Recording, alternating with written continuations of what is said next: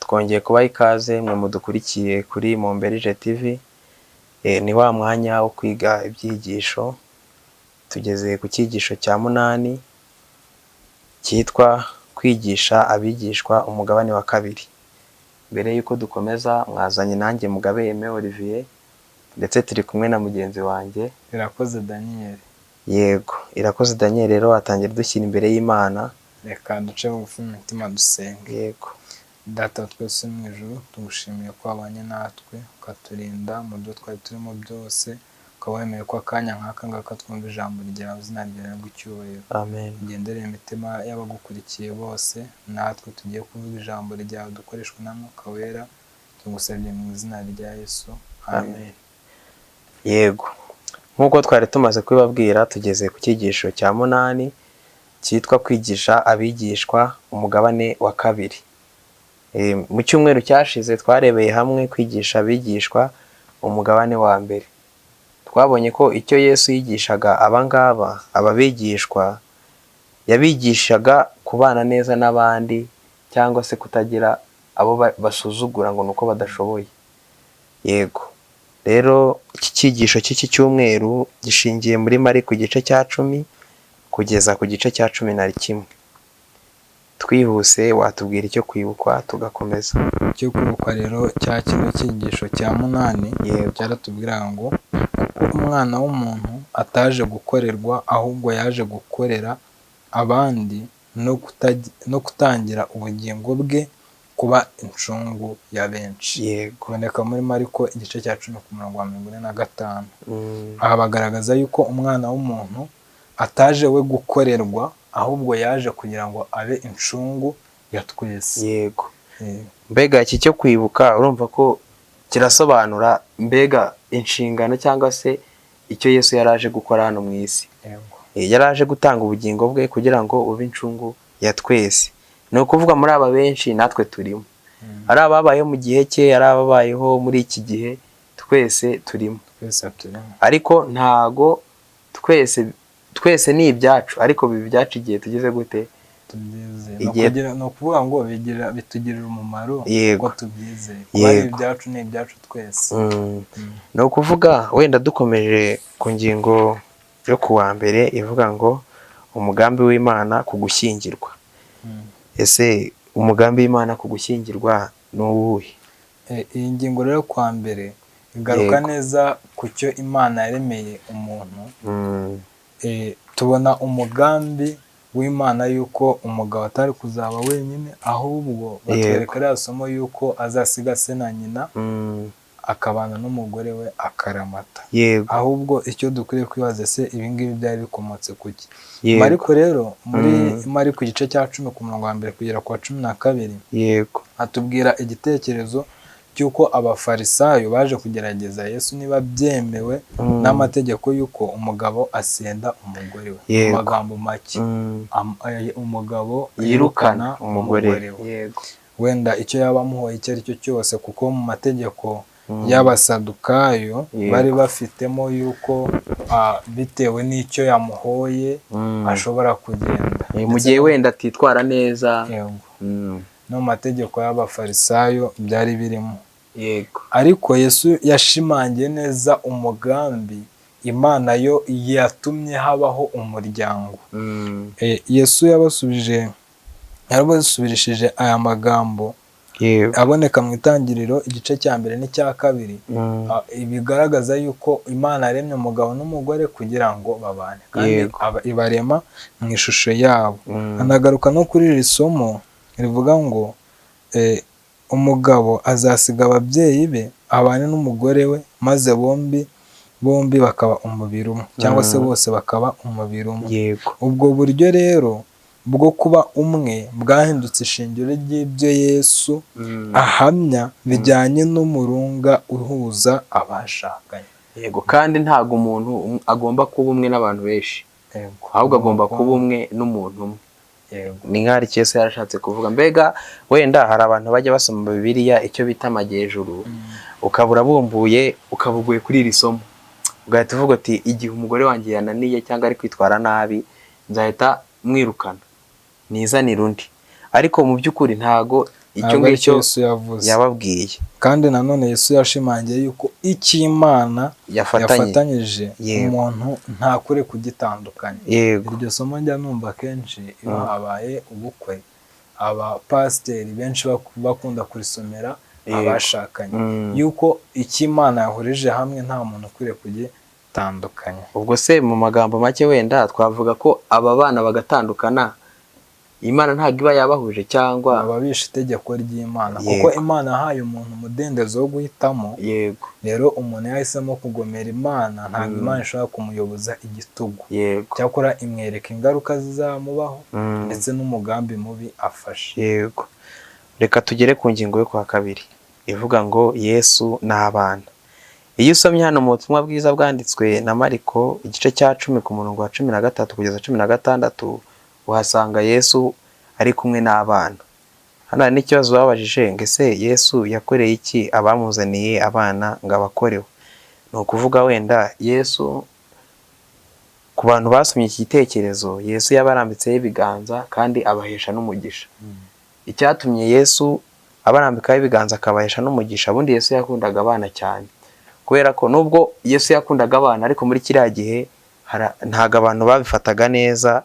Ntago ubundi umwana ngo yagereranwaga n'umucakara, kuko kivuga ko abagore n'abana batabarwaga, ntago babarwaga. Ni ukuvuga ngo iyo wabyaraga umwana ukumva atakunyuze waranamwicaga icyo gihe. Ahanini nanone byari bishingiye ku bana b'abakobwa. Abana b'abahungu rimwe na rimwe babaga umugisha, ariko abana b'abakobwa hari igihe iyo ba nyirabo batabashakaga bahindukaga abacakara. Ari nabyo byatumye Yesu igihe cyo yari ari hariya hantu, abana bakifuza kumwegera, abigishwa barabacyashye, basa nkaho babakankamira ati be kwegera umwigisha. Ariko mu by'ukuri Yesu mu bwami bwe cyangwa se mu ngoma y'Imana, Mariko agaragaza yuko ntawe aheza, ahubwo ushaka kuba mu bwami bw'Imana agomba kumera nk'uwo mwana bari gushaka guheza. N'ubundi ngo abigishwa ngo basaga n'abatumva inyigisho ya Yesu yo muri Mariko 9 ivuga ibyerekeranye n'abazaraga ubwami bw'Imana ko bagomba kuba bameze nk'abana bato. Baribazaga bate se abana bato ukuntu bari gufatwa? Ariko wenda n'ubu ngubu hari igihe usanga bikibaho, ugasanga umwana niba ari mu rugo, mu gihe abandi bagiye ahantu ntago bamujyanye, baramusize bitewe n'uburyo yitwara mu rugo, bavuga atarakubagana, ashobora guteza umutekano muke ahantu tugiye. Ariko wenda ibyo ntago bihuye n'ibyo abakera bo babafataga. Abakera bo iyo wanamwangaga waramugurishaga, ugasanga umwana agiye kuba umucakara. Wenda sinzi ukuntu biyumvaga, ariko ntago ubwo buryo buhesheje Imana icyubahiro. Niyo mpamvu Yesu yabacyashye. Niyo mpamvu Yesu yabacyashye. Abereka yuko imico y'umwana, bitewe n'uko aho icyo gihe abana bizeraga Yesu, bumvaga bashaka ko Yesu abakoraho cyangwa se bashaka kwegera Yesu. Ari nacyo Yesu yahise akuramo icyigisho kigaragaza yuko utameze nk'umwana nta bwami bw'Imana ateze kuzabona. Si ukuvuga ngo ugire imico nk'iy'umwana cyangwa se ukore nk'umwana, ahubwo kwizera kwawe. Ese bajya bakunda gutanga urugero, umwana burya cyane cyane ukiri mutoya cyane aba yizeye ibiganza bya nyina cyangwa se ibiganza by'umubyeyi we, ku buryo iyo umubyeyi amutereye hejuru akamusimbiza, aba yizeye ko atagira icyaba, ahubwo ari bugaruke mu biganza by'umubyeyi. Kuko kwizera gutuma rero uwo mwana yizera umubyeyi we. Yesu yashatse kugaragariza abo bantu b'icyo gihe yuko nabo byibura yaba bagiraga uko kwizera, ubwami bw'Imana babubona. Hano hari amagambo bavuze ngo ntiwemerera imico yawe idasa n'iya Kristo igaragara, kuko itagaragaza Yesu, wibera abana bato intaza zo kutagera kuri we, kubera imico yawe mibi yuzuye umushiha no kuvuga nabi. Ni ukuvuga niba umwana akoze ikosa, ni umwana wenda ni ku bwenge bwe bungana, ntago dukwiye kumushiha cyangwa se kumushihura, yego, ahubwo dukwiye kumuhana mu kinyabupfura, tukamubwiza ineza, yego, kugira ngo abicikeho. Umunyamigani yabivuze ati menyereza umwana inzira akwiriye kunyuramo, aho kumenyereza umwana inzira akwiriye kunyuramo si uko tugomba kumukankamira igihe cyose akoze amakosa, ahubwo dukwiriye kumucyahisha neza n'urukundo, kuko Yesu nawe yaducyahishije neza n'urukundo igihe twagomaga. Yego, tugeze rero ku ngingo yo kwa gatatu ivuga ngo igishoro kiruta ibindi. Igishoro kiruta ibindi. Yego, ahangaha rero naho n'ubundi nkuko tukiri mu cyigisho cya Mariko, iyo usomye hano muri Mariko igice cya 10 ku murongo wa 17 kugeza 31, wasanga igitekerezo cy'umusore w'umutunzi. Yego, no umusore w'umutunzi, yego, yari ibintu bitangaje. No kuvuga ngo umusore w'umutunzi ubundi yari afite ibintu byinshi, ariko icyo yaburaga cyari kimwe. Nuko rero ubwo kandi ngo yari yaranumviye amategeko yose.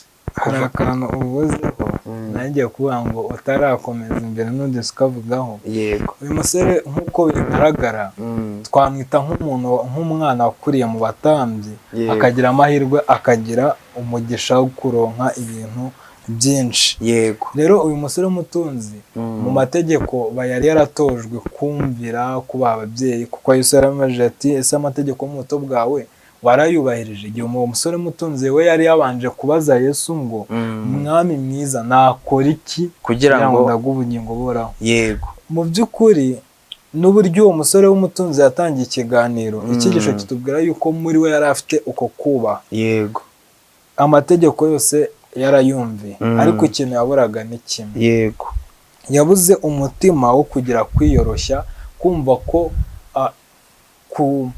ibyo afite yabisangiza n'abandi. Yego, hano bagaragaje yuko ngo muri Mariko igice cya 10 ku murongo wa 27, yego, hasa n'ahantu heza ho gusoreza iyo nkuru. Yego, nawe ashobora kujya mu ijuru biturutse ku mbaraga ze. Buri wese akenera ubuntu bw'Imana kugira ngo akizwe. Aka kajambo niko nashaka kugaruka. Buri wese akenera ubuntu bw'Imana kugira ngo akizwe. Ibyo waba ufite byose, uko ubikoreshamo ufasha abandi, nabyo bishobora kuba inzira ishobora kukugeza mu bwami bw'Imana. Yego, no kuvuga ubundi hano igishoro kiruta ibindi byose ni ugutunga Yesu mu bugingo bwacu. No kuvuga yarabuze ikintu kimwe cyo gutunga Yesu mu mibereho ye. Yego, Yesu ngo igihe yamubwiraga ngo nagenda agurisha ibyo afite abifashisha abakeneye, umusore byaramubabaje cyane. Maze Yesu abonye uburyo ababaye, asobanurira abigishwa be, arababwira ati biragoye ko umutunzi yakwinjira mu bwami bwo mu ijuru, icyoroshye ni nk'uko itungo rinini cyane, nawe reba ukuntu ingamiya ingana, ngo yakwinjira mu zuru ry'urushinge. Wenda nta nubwo yabigereranyije ngo avuge ngo wenda nk'uko inka, wenda reka tuvuge ihene, inkoko ari amatungo magufi. Niyo wavuga inkoko nawe ni ibintu wumva bidashoboka. N'urushishi biragoye kurunyuza. Uko wumva nyine uko bidashoboka. Ku buryo ingamiya itakwinjira mu zuru ry'urushinge, hano urushinge ukaba wenda twifashishije n'urushinge badodesha rw'intoki. N'ubundi nirwo bari bashatse kuvuga. Yego, reba kariya kenge n'ingano y'urudodo rujyamo ubigeranye n'ingamiya. Yego, rero umutunzi we biragoye cyane kuruta uko ingamiya yafatwa ikanyura muri iryo zuru ry'urushinge.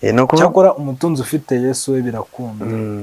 Hano Petero yahise abaza ati se none se ko twebwe twasize byose tukagukurikira? Yesu yamusubije ko ibyo basize ngo bamukurikire ntaho bihuriye n'ibyo bazahabwa, aribwo bugingo buhoraho. Ni ukuvuga ngo uyu musore yumvishe bimubabaje kuba yatanga ibintu bye byose, ariko ntabwo yakururaga ngo arebe inyungu azakuramo mu gukurikira Yesu.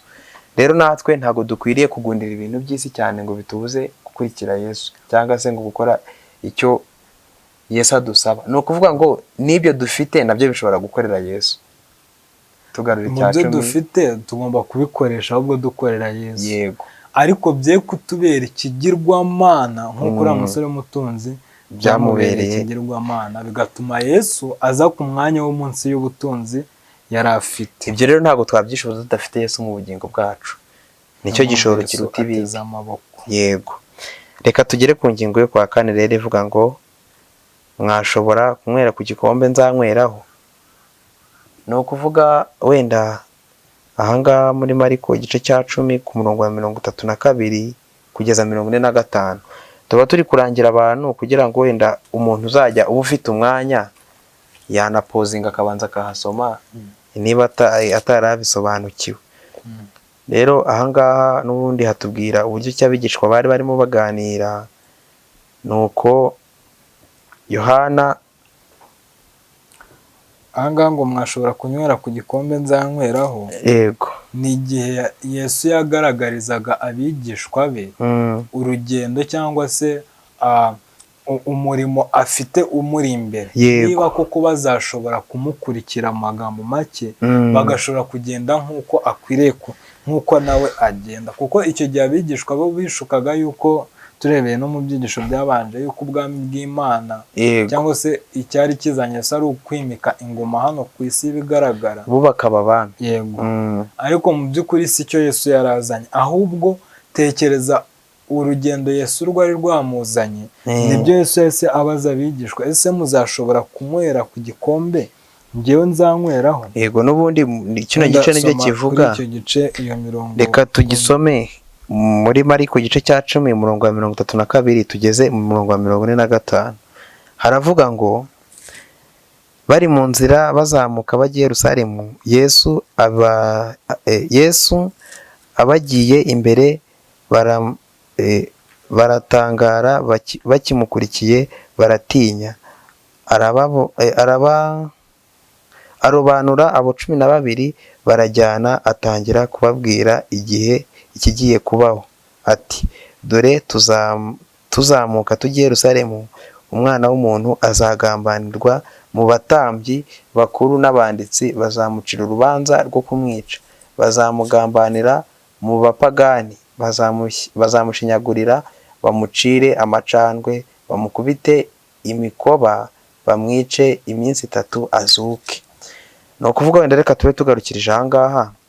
Icyo Yesu yarari kubabwira urugendo azanyuramo. Ariko hano hari ikibazo Yohana yababajije, reka dukomeze tugeze ku murongo wa 45 kugira ngo turusheho gusobanukirwa. Wenda ukira utarakomeza. Yego. Ahangaha bagaragaza yuko, wenda uranaza no kubisoma aho ngaho, bagaragaza yuko uko kunywera kuri iki gikombe Yesu yari kuzanyweraho, abigishwa be kugeza icyo gihe ntabwo bari bagasobanukiwe na misiyo yazanye Yesu, reka mbivuge gutyo. Noneho muri ubwo buryo rero icyo gitekerezo ugiye gusoma kirabuze kutwereka noneho kusiganira, ese ninde uzaba mukuru? Yego, mu bwami bw'Imana. Tujye tubihuza. Ni ukuvuga ngo ahangaha n'ubundi ku murongo wa 35 baranditse ngo nuko Yakobo na Yohana bene Zebedayo baramwegera baramubwira bati, mwigisha, turashaka ko uduha icyo tugusabye. Arabasubiza ati, murashaka ko mbaha iki? Baramusubiza bati, uduhe kuzicara mu bwiza bwawe, umwe iburyo bwawe undi ibumoso. Maze Yesu arabasubiza ati, ntimuzi icyo musaba? Mwashobora kunywera ku gikombe nzanyweraho cyangwa kubatizwa mu batizo nzabatizwa? Baramusubiza bati, turabishoboye. Yesu arabasubiza ati, koko igikombe nzanyweraho muzakinyweraho, kandi n'umubatizo nzabatizwa niwo muzabatizwa namwe, ariko kwicara iburyo bwanjye cyangwa ibumoso sijye ubigaba, ahubwo bibakwiye, ahubwo bibikiwe abo byateguriwe. Ni ukuvuga ngo ahangaha n'ubundi icyo bumvaga byoroshye kuba bazanywera ku gikombe Yesu azanyweraho, kumva ngo umubatizo azabatizwa natwe tuzawubatizwa, ntago mbega bo muri bo bari basobanukiwe icyo gikombe icyo ari cyo. Ariko icyo nk'uko twabibonye haruguru, icyo gikombe Yesu azanyweraho yabazaga ko nawe bashobora kukinyweraho, twabonye ko ari uburyo Yesu azapfa cyangwa se uburyo bazamwica. Ati se mwashobora kunywera ku gikombe nanjye nzanyweraho? Nubwo babisubije batabitekerejeho, ariko barabishoboye. Mu magambo make twose muri iyi ngingo itwereka ese ababigishwa batari basobanukiwe na misiyo yazanye Yesu, cyangwa se bari bamaze kumenya akavungukira gato kuri Yesu, batari bamusobanukiwe neza wese. Yego. bumvaga bashaka kurwanira umwanya w'icyubahiro mu bwami bwo mu ijuru. Yesu yabyitwaye maze. Yesu yababaje se niba kwizera kwabo kwatuma babasha kwihanganira uwo mubabaro. Ariko hashimwe Yesu ko ubwo bari basa nkaho batatanye, bongeye guhuriza hamwe bibuka ibyo Yesu yagiye abakora. None nibwo barushijeho gusobanukirwa ibyo Yesu yagiye abakorera. Yesu rero icyo gihe abagaragarije yuko misiyo ye uburyo iteye, ko azaza abantu bakamwanga ndetse ko azapfa mu minsi 3 akazuka. Mu by'ukuri anagaragaza yuko ushaka kuba mukuru mu bwami bw'Imana, cyangwa se nk'uko bari bene Zebedayo bari babaje Yesu ngo ndashaka ko umwe azicara iburyo bwawe n'undi akicara ibumoso bwawe, yuko ibyo bintu biharanirwa, ugomba kwitwara byibura nk'uko Yesu nawe yitwaye, ugomba kubaho imibereho Yesu yabayeho. Reka dukomeze n'ingingo yo kwa 5 ivuga ngo urashaka ko ngukorera iki. N'ubundi hano iyo usomye muri Mariko igice cya 10 umurongo wa 46 kugeza 5 uhabona igitekerezo cy'uburyo Yesu yahumuye impumyi. Iyi mpumyi rero Mariko atubwira yuko yari yicaye ku nzira. Iyi mpumyi itandukanye n'impumyi twabonye mu cyigisho cy'icyumweru cyashize. Ni ibitangaza barabibona mu byanditswe bya muri Bibiliya yuko hari amatitre anatandukanye ndetse biri no mu bice bitandukanye. Rero iyi mpumyi yari yicaye ku nzira, yumvishe ko Yesu w'i Nazareti anyuzaho. Mu kwizera kwe, iki cyigisho cyabigarutseho, mu kwizera kwe yahise amenya ko ari Mesiya. Hanyuma ataka n'ijwi ati Yesu mwene Dawidi mbabarira. Uku kumenya ko Yesu ari mwene Dawidi, icyigisho kitubwira yuko yasobanukiye neza yuko Yesu ari we Mesiya. Rero uko kumva ko ashaka kubabarirwa, uko kwizera kwe mu by'ukuri byaramufashije nawe. Ahangaha rero bakomeza batubwira yuko aba bantu bashatse kumurwanya, hano bari bakurikiye Yesu bakamucecekesha ariko ntibabibasha, arabanesha. Akomeza gutaka n'ijwi rirenga kuko yari yumva yizeye, kandi yizeye ko Yesu ari bumukorere ibitangaza. Wenda ni ukuvuga ngo icyatumaga abantu bamuca intege muri kiriya gihe ntago impumyi zahabwaga agaciro, kimwe n'abapfakazi cyangwa se n'imfubyi ntago babahaga agaciro. Rero kuko Yesu babonaga ari umuntu umaze kuba nk'aho akomeye muri bo, kandi nako byari bimeze, yari akomeye koko, baravuze bati ntago impumyi ikwiye kwegera umwami, ntabwo yakwegera umwigisha kuko bamusuzuguraga. Ariko we kuko yari afite kwizera avuga ati ahari yankiza, ntabwo ibyo yabyumvishe, yarakomeje ararwana paka amugezeho kandi yaramukijije. Ko kwizera ko kwatumye Yesu amukiza, nuko arahagarara mu nzira amubwira ati mumuzane. Rero kuko yari yizeye ubushobozi bwa Yesu, Yesu nibwo yamubajije ati urashaka ko ngukorera iki? Rero iyi mpumyi mu kudashidikanya yasabye Yesu ko yayimura. Ari byo Yesu yahise akorera iyo mpumyi, yahuriye nayo ku nzira. Rero iyi nkuru ifitanye isano no kuba umwigishwa biboneka mu gice kimwe cyo muri Mariko. Ahatwereka yuko uko tugenda turushaho kwegera Yesu, dutangira urugendo rw'ibyamuka tutareba neza, ariko hari n'abantu baduca intege. Iyi mpumyi uko yarushijeho gukurikira Yesu yagiye irushaho kubona neza. Rero natwe batubwira yuko uko turushaho kwegerana na Yesu, turushaho gusabana na Yesu, natwe tugenda tureba ibintu mu murongo w'uko Yesu ashaka ko tubirebamo. Wenda ahangaha iyi ngingo yatubwiraga ngo urashaka ko ngorera iki, ni ukuvuga ni igihe Yesu yabwiraga iyo mpumyi, yamubazaga iyo mpumyi icyo ishaka gukorerwa. Iyo mpumyi rero yasubije ko ishaka gukira, maze Yesu aramukiza kubwo kwizera yari afite. No mu gitekerezo tubona ko yaramubwiye ati haguruka, ngarabaduka, ata n'umwenda yari yambaye. Bisobanuye ko yari yizeye ko Yesu afite iki, afite ubushobozi bwo kumukiza. Ibyo yarishingikirijeho atarakibyizeye. Natwe rero ibyo twishingikirijemo byose bitarimo Yesu nta kintu byatumarira rwose. Rero iki cyigisho cyatubwiraga ngo kwigisha abigishwa umugabane wa 2, urabona ko turi kukigana ku musozo. Turi kukigana ku musozo, ariko urabona ko harimo ibintu byinshi Yesu yagiye abigisha. Yesu ni inzira n'ukuri n'ubugingo nk'uko yabihamije. Yego, ibindi byo kwiga no kuzirikanwa rero twakuye muri iki cyigisho, batubwiraho icyo wakuye muri iki cyigisho. Hano hari amagambo nshaka ko dusoma. Yego, reka tuyasome twihuse. Hano ngo Yesu yakundaga abana cyane, yemeraga umutima mwiza wabo wa cyana ndetse n'urukundo rwabo nyakuri kandi urukiri umwimerere. Amagambo yo gushima yasohokaga mu minwa yabo izira inenge, yari indirimbo mu matwi ye kandi yasubizaga intege mu mutima we igihe yabaga yugarijwe n'ibintu byuzuye uburyarya. N'abantu buzuye uburyarya. N'abantu buzuye uburyarya. Aho Umukiza yajyaga hose, ubugwaneza bwagaragaraga mu maso ye n'uburyo yarangwaga n'ineza byatumaga abana bamukunda kandi bakamwiringira. Wenda ahangaha andi nasoreza ngo akenshi inyigisho nk'iyi itangwa mu mvugo isa naho gukoresha igitsure, kubera ko nta yindi nzira yakoreshwa mu gukiza umuntu uretse kumuca burundu ku bintu bishobora kumwangiza wese aramutse abigundiriye. Yesu niyo mpamvu yarakariye bariya bigishwa igihe bashakaga kubuza abana kumwegera.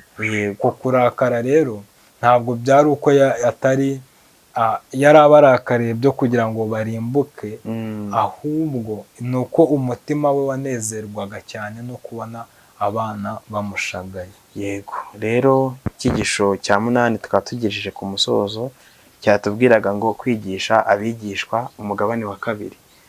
Reka n'ubundi dusoze twiragiza Imana. Data mwiza, twongeye gushimira ineza yawe, turimo kutugaragariza, izina ryawe rihabwa icyubahiro. Tugushimiye akanya nk'aka ngaka uduhaye ko kwiga ijambo ryawe, turakwinginze ngo kiduha kubiha agaciro, uturinde ko twabigira iby'umuhango gusa, ahubwo Data bitubere ibiduhindura, kugira ngo uzagaruka uzasanga tukwiteguye. Ukomeze kubana natwe, ibyo dusabiye mu izina rya Yesu. Amen.